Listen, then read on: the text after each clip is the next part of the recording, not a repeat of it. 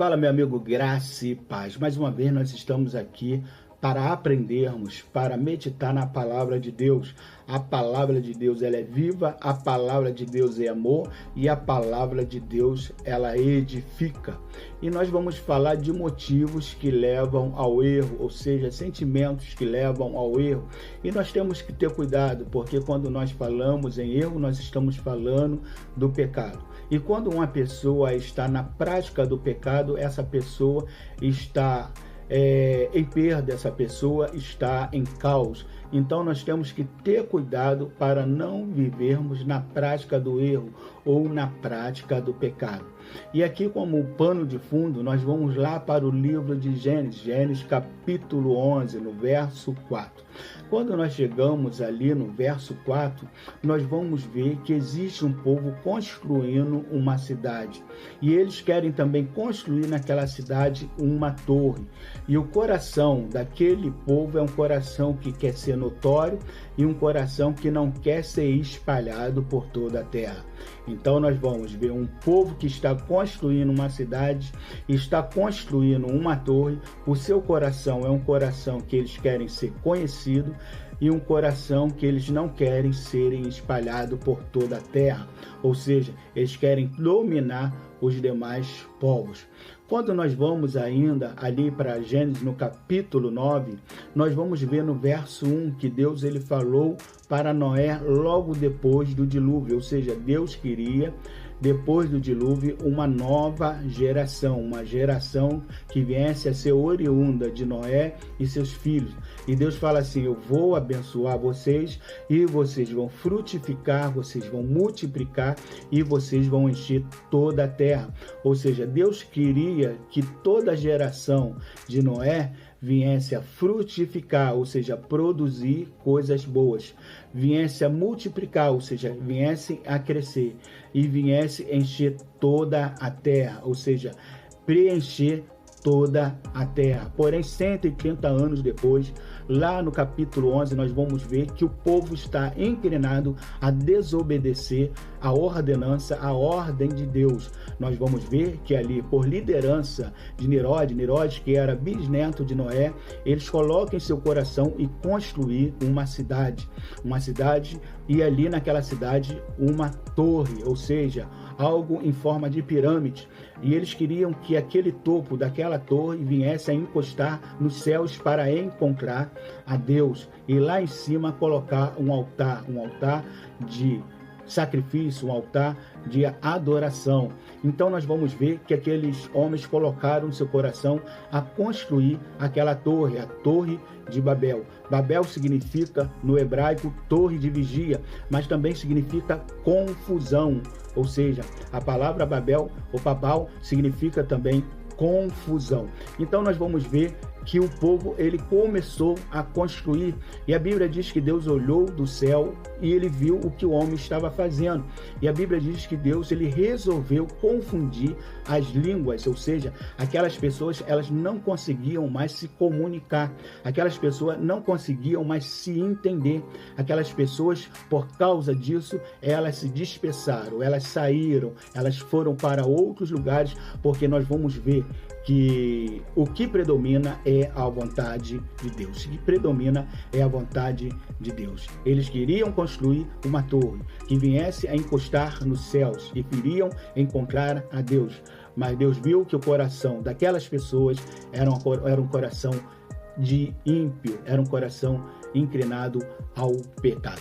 Quando nós olhamos para aquela torre, nós vamos ver um sentimento. O primeiro sentimento é o sentimento de orgulho. Eles falavam que aquela torre era a torre que levava a Deus. Porém, o homem por seu mérito, o homem por sua obra, o homem por sua vontade, seus desejos, nunca chegará a Deus. Por causa da sua limitação, por causa da sua condição pecadora, o homem nunca chegará por si a Deus. para que o homem chegue a Deus, é necessário que Deus venha ao homem. O homem não chegará a Deus sem uma intervenção divina. É por isso que nós cremos que Jesus Cristo é a intervenção de Deus para que o homem chegue a Deus. É através da cruz, é através do Cordeiro de Deus, é através da morte de Cristo, é através do plano salvífico de Deus que o homem chegou a Deus. Mas o homem, quando ele tem o sentimento de orgulho, ele não aceita, ele não se arrepende, ele não se quebranta diante de Deus, ele não reconhece a sua condição pecaminosa. Para que nós não venhamos a cultivar, alimentar um coração orgulhoso, nós temos que reconhecer as nossas fraquezas, reconhecer a nossa pequenez e nos prostrar diante de Deus. O segundo sentimento que eu vejo ali é um sentimento de idolatria, ou seja, o homem, ele é um ser idólatra. Quando nós falamos de idólatra, nós estamos falando que todo homem é um ser religioso, e a prática da religião não determina que ele é um ser que busca o verdadeiro Deus. Ou seja, a prática da religião é uma prática que procura a deuses, mas nunca achará o Deus verdadeiro se o coração não ser um coração santo, um coração limpo, um coração que busque com sinceridade a um Deus verdadeiro. Ou seja, todas as suas práticas idólatras, todos os seus deuses criados por eles não servem para se chegar ao verdadeiro Deus. Ou seja, nós vamos ver que eles queriam chegar até Deus e lá no cume construir um altar para adoração, mas nós sabemos que nós temos que adorar simplesmente o verdadeiro Deus. O terceiro sentimento que nós vamos ver é o sentimento de rebeldia.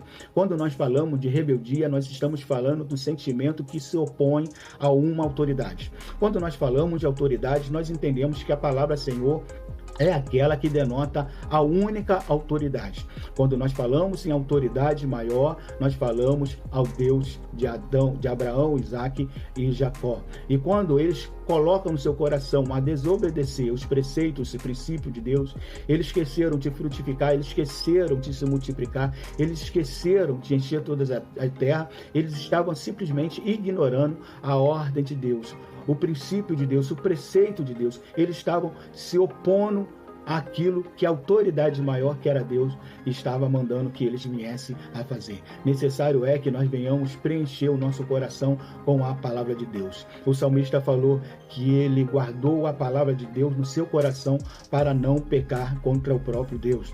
No livro de Apocalipse 1:3 diz: bem-aventurado o que lê, bem-aventurado o que ouve, bem-aventurado o que guarda a palavra dessa profecia. Ou seja, nós temos que ler, nós temos que observar e nós temos que guardar a palavra de Deus e não se opor à palavra, aos princípios, à ordem divina. Nós temos que ter cuidado.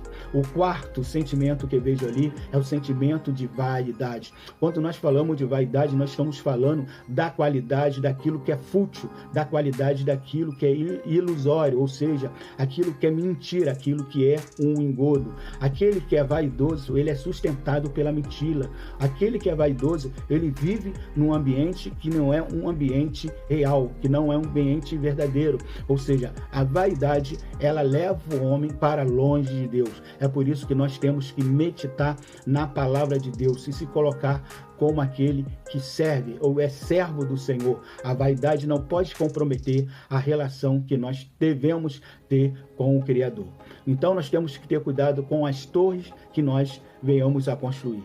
Que as nossas torres possam ser torre construída com obediência, com temor a Deus, com a gratidão a Deus. Assim, certamente, nós seremos elevados até Deus. E Deus, ele se agrada do coração que quer estar quebrantado e contrito. E que Deus, ele possa nos abençoar hoje e sempre. Lembrando que é só vitória.